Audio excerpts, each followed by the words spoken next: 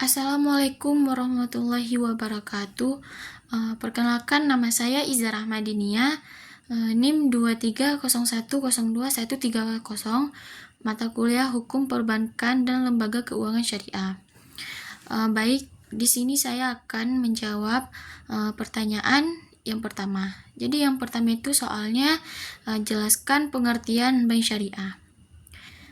Jadi bank syariah itu adalah lembaga keuangan yang menjalankan usahanya berdasarkan prinsip syariah Islam yang meliputi Al-Quran, Sunnah atau hadis, dan fatwa Dewan Syariah Nasional Majelis Ulama Indonesia DSN atau MUI. Jadi ciri utama dari bank syariah adalah menghindari praktik atau praktik-praktik yang dilarang dalam Islam, seperti riba atau bunga, gharar atau ketidakjelasan atau spekulasi, dan maisir atau perjudian. Bank syariah berfungsi sebagai manajer investasi, investor, dan mitra dengan mengedepankan prinsip bagi hasil atau profit and loss sharing dan transaksi jual beli murni yang halal sebagai pengganti bunga. Jadi soal yang kedua itu jelaskan 3 perbedaan bank syariah dan bank konvensional. Berikut adalah 3 perbedaan utama antara bank syariah dan bank konvensional. Jadi yang pertama itu terdapat dasar hukum dan prinsip operasi bank syariah.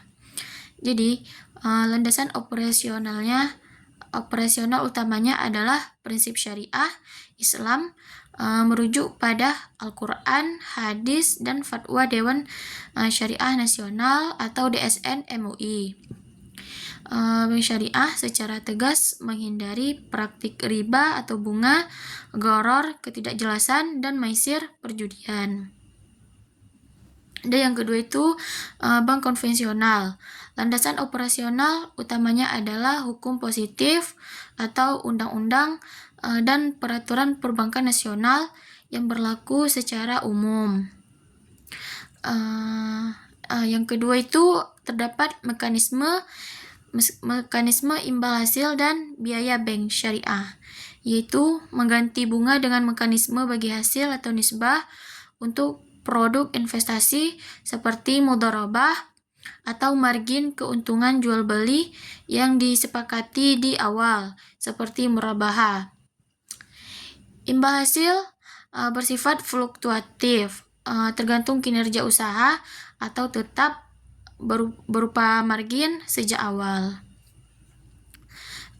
Kalau menurut bank konvensional, yaitu menggunakan mekanisme bunga atau riba yang ditetapkan sebagai persentase tetap pada pinjaman dan simpanan, di mana besaran bunga seringkali menjadi biaya utang utama. Jadi yang ketiga itu adalah hubungan dengan nasabah. Kalau dalam bank syariah itu menempatkan nasabah sebagai mitra atau investor atau pemilik modal dalam skema bagi hasil, atau sebagai penjual pembeli dalam skema jual beli atau pembiayaan. Hubungan cenderung didasarkan pada prinsip keadilan, kemitraan, dan tanggung jawab bersama. Jadi, kalau dalam bank konvensional itu terdapat menempatkan nasabah sebagai kreditur dan debitur.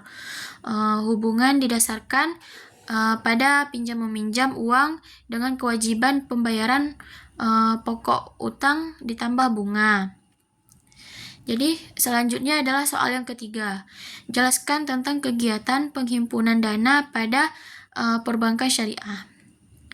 Jadi, kegiatan penghimpunan dana atau funding pada perbankan syariah merupakan aktivitas utama bank untuk mengumpulkan dana dari masyarakat atau nasabah dalam bentuk simpanan, yaitu giro, tabungan, dan deposito.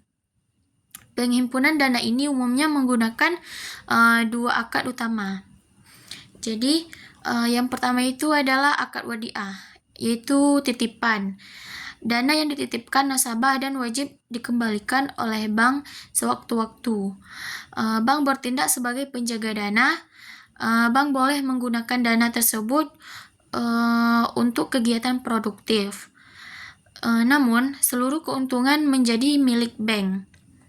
Bank dapat memberikan bonus atau hibah kepada nasabah. Tetapi pemberiannya tidak boleh diperjanjikan di awal. Jadi, yang kedua itu terdapat akad mudharabah, yaitu bagi hasil. Maksud dari itu adalah nasabah bertindak sebagai pemilik modal atau sahibul mal, dan bank bertindak sebagai pengelola dana atau mudharib. Jadi, keuntungan yang diperoleh dari pengelolaan dana ini akan dibagi antara nasabah dan bank berdasarkan nisbah atau persentase bagi hasil yang disepakati di awal akad. Jika terjadi kerugian bukan karena kelalaian bank, maka kerugian ditanggung oleh nasabah atau pemilik modal. Jadi yang terakhir adalah soal nomor 4, yaitu jelaskan tentang penerapan akad murabahah pada kegiatan penyaluran dana di perbankan syariah. Jadi, akad murabahah adalah akad jual beli barang di mana bank atau penjual membeli barang yang dibutuhkan oleh nasabah atau pembeli. Kemudian menjualnya kembali kepada nasabah dengan harga jual yang terdiri dari harga pokok, pembelian ditambah margin atau keuntungan yang telah disepakati oleh kedua pihak. Jadi, penerapan murabahah dalam penyaluran dana atau pembiayaan adalah sebagai berikut. Yang pertama itu permintaan nasabah. Nasabah mengajukan permohonan pembiayaan untuk pembelian barang tertentu, misalnya kendaraan, rumah, atau barang modal. Setelah itu, pembelian oleh bank. Bank membeli barang tersebut dari pihak ketiga atau pemasok secara tunai atau kredit. Bank harus memiliki atau menguasai barang tersebut terlebih dahulu atau prinsip transfer of ownership. Setelah itu kesepakatan harga jual. Bank dan nasabah menyepakati harga jual yang akan dibayar oleh nasabah yang merupakan penjumlahan dari harga beli bank ditambah margin keuntungan yang wajar dan transparan. Setelah itu, penyerahan dan pembayaran. Bank menyerahkan barang kepada nasabah dan nasabah wajib membayar harga jual tersebut.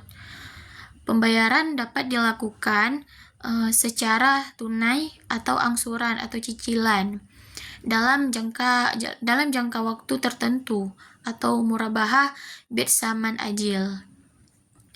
Setelah itu, penerapan akad ini menggantikan skema kredit berbunga karena merupakan transaksi jual beli real atau komoditas dengan keuntungan margin yang ditetapkan secara tetap dan transparan di awal sehingga terhindar dari unsur riba.